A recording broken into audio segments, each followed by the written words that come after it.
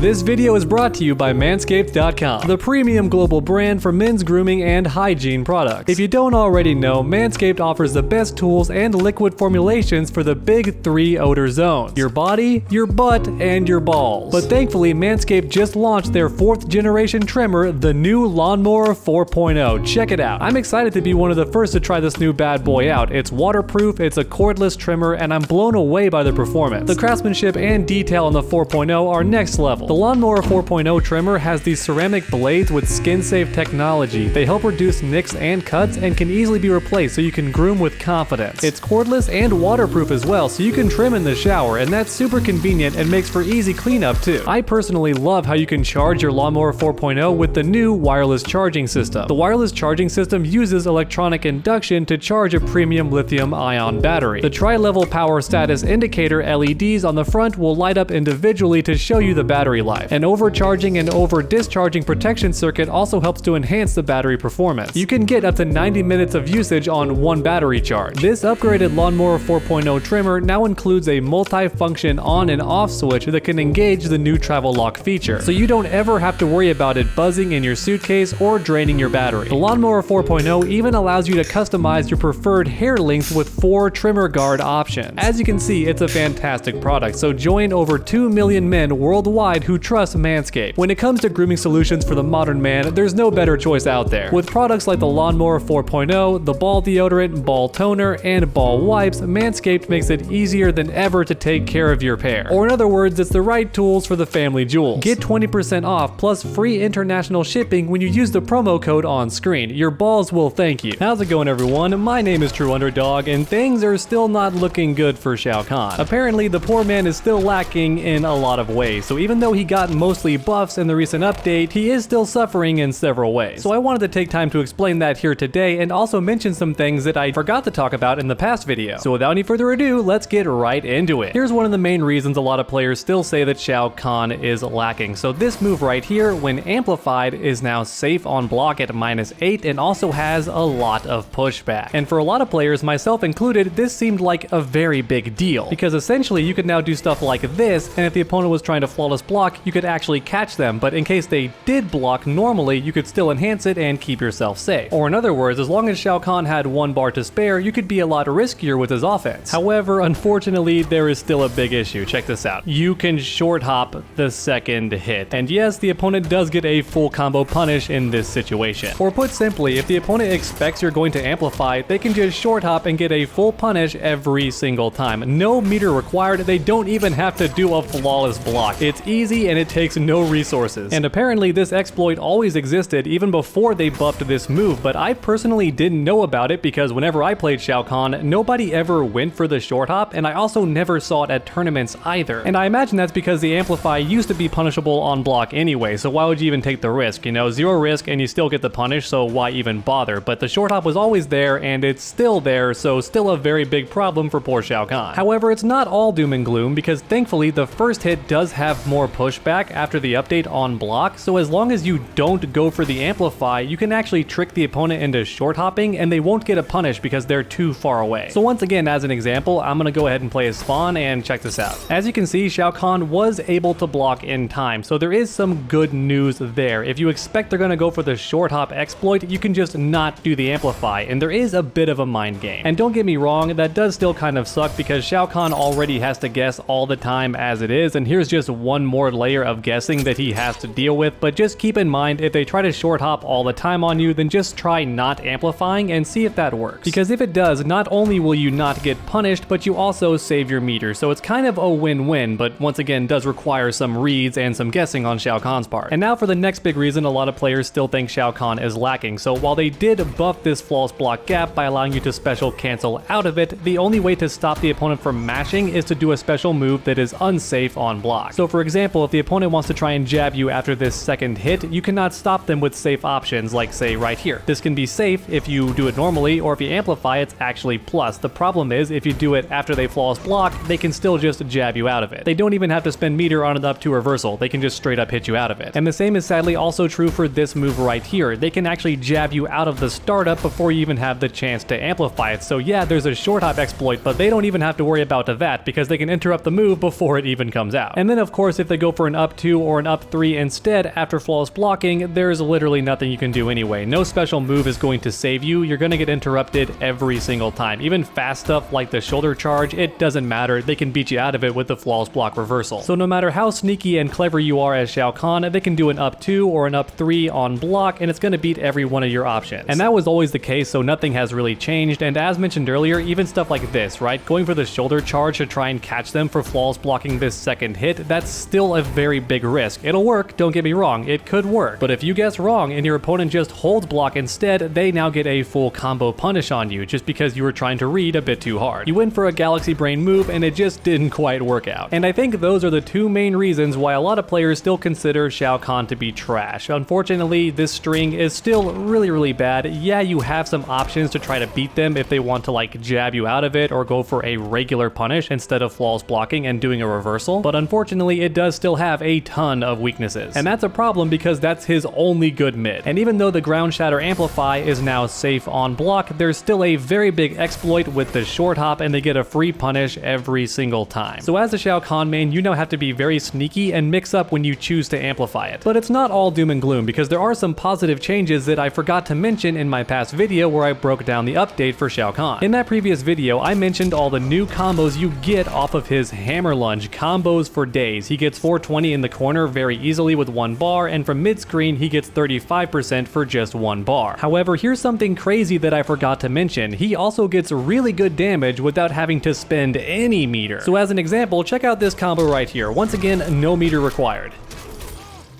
Boom, look at that, 28%. It didn't cost you a single bar of meter. So even if you spend both bars on a single swaggy combo, the opponent's still not safe. You're easily getting 28%. And even if you don't want to do that combo because it's a bit tricky, you still have really easy stuff like this. Check it out. Boom, bam, you're getting almost 24%. Once again, a very easy combo. So even once Shao Kahn is completely drained of meter, he can still take a quarter of the opponent's health with a very easy combo. And of course, in the corner, things only get better, so check out this combo right here. Once again, not very difficult. Check it out, you're getting 35%, once again no meter required, so the opponent's gotta be very scared anytime Shao Kahn corners them, because they're always gonna get hurt. And once again, there are easier combos if you don't want to do that one.